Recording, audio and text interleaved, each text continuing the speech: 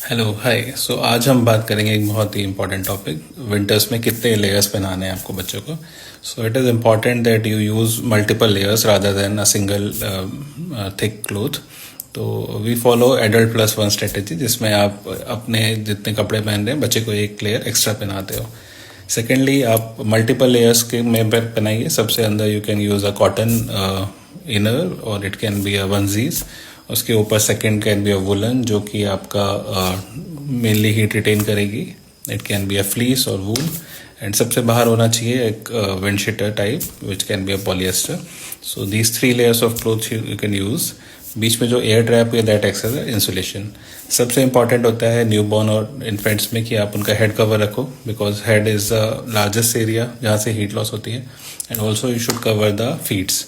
You can touch the hand and feet and see, अगर वो ठंडे हैं तो बच्चे को ठंड लग रही होगी। ओके।